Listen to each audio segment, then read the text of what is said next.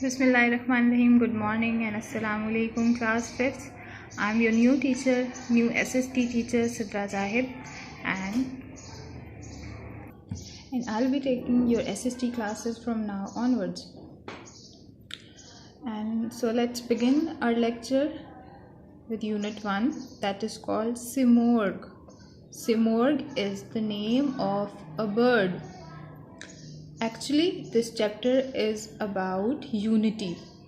इत्तेहाद जिसको कहते हैं, unity between people, unity between a nation.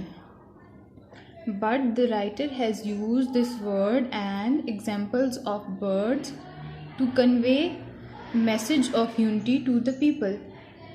इस चैप्टर में इत्तेहाद पे बात की गई है, यूनिटी पे बात की गई है कि कैसे एक नेशन एक दूसरे को सपोर्ट करके, एक दूसरे के साथ मिलकर रह के वो कुछ भी हासिल कर सकते हैं. So let's begin our chapter.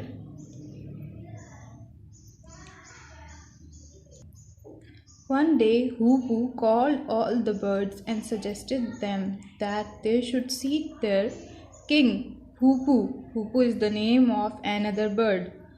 Hoopoe, एक दिन Hoopoe ने तमाम बर्ड्स को, सब परिंदों को बुलाया और उनको advice the that they should seek there king, कि उन्हें अपने किंग के पास जाना चाहिए, अपने किंग को तलाश करना चाहिए. The king was called Simorgh. So Simorgh is the name of the king. King का नाम सिमोर्ग था. But nobody had seen him, लेकिन उसको किसी ने भी नहीं देखा था. Many birds didn't want to leave their homes. बहुत से परिंदे किंग को देखने के लिए, किंग की तलाश में अपना घर छोड़कर नहीं जाना चाहते थे. Some had become too used to their environment. कुछ परिंदे अपने environment में रहने की बहुत ज़्यादा आदत हो चुकी थी कुछ परिंदों को. At last, आखिरकार, Hoopoe was able to convince many of them. आखिरकार Hoopoe ने बहुत से परिंदों को कन्विंस किया, यानी उनको मना लिया, काफ़ी सारे परिंदों को, that they should set out in search of Simorgh, कि उनको सिमोर्ग यानी उनके किंग की तलाश में निकलना चाहिए. The birds passed through 7 valleys. Which birds? The birds who agreed to set out in the search of Simorgh. जो परिंदे सिमोर्ग की तलाश में जाना चाहते थे, वो परिंदे 7 वैलीज यानी 7 वादियों से गुजरे. In each valley they faced a unique challenge. So they were suppose to pass through 7 valleys in order to see the king. King को देखने के लिए उन्हें 7 वैलीज में से गुजरना पड़ता, और हर वैली में यानी हर वादी में एक यूनिक, एक नया चैलेंज फेस करना पड़ा उनको. These valleys were called yearning. In 7 valleys के नाम थे yearning. Yearning means desire, कोई ख्वाहिश. Love, second valley's name was love. मोहब्बत. Knowledge of mysteries. मिस्ट्री का मतलब होता है जिन चीज़ों के बारे में हमें कोई आइडिया नहीं होता, जिनको हम आसानी से नहीं जान सकते, जो कि बहुत छुपी हुई चीज़ें होती हैं, उन चीज़ों का इल्म. डिटैचमेंट. डिटैचमेंट का मतलब होता है जुदाई. यूनिटी, इत्तेहाद, यानी एक दूसरे का साथ देना, हर सिचुएशन में एक दूसरे को सपोर्ट करना. वंडरमेंट, हैरानियत, हैरान होना. अमेजमेंट. एंड फ़क्र-फ़ना. फ़क्र-फ़ना का मतलब होता है तंगदस्ती, गुर्बत, मुश्किल हालात. हर चीज़ जो भी आपकी, जो डेली बेसिस पे आपकी नीड्स होती हैं, उन नीड्स के बग़ैर रहना. So these were 7 valleys: yearning, love, knowledge of mysteries, detachment, unity, wonderment, and फ़क्र-फ़ना.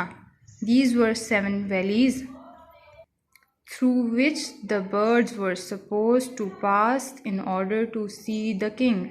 In 7 valley से गुज़र के परिंदों को जाना था अपने किंग के पास, और हर वैली में उन्हें एक यूनिक चैलेंज फेस करना पड़ा. So altogether they had to face at least 7 challenges.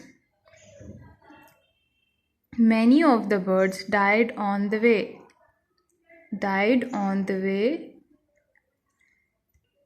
In search of the king. King को तलाश करने के लिए जिस रास्ते से वो जा रहे थे, उस रास्ते में ही उनकी जर्नी के दौरान ही काफ़ी सारे परिंदे मर गए. Only 30 were able to reach the palace. Palace मतलब महल.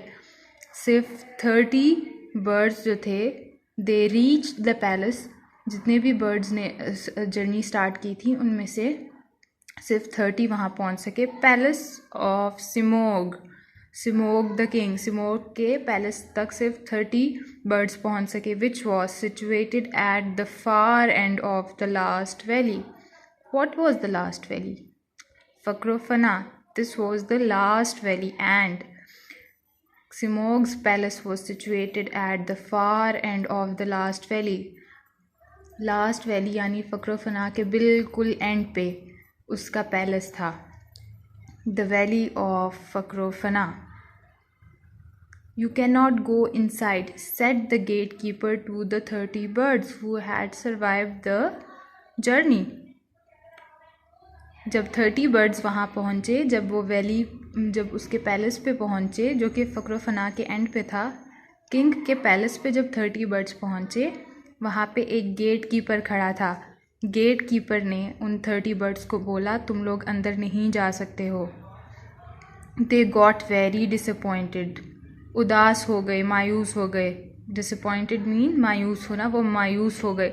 But did not go back. मायूस हो गए जब उन्हें गेट कीपर ने जाने से इनकार कर दिया अंदर से, लेकिन वो वापस नहीं गए.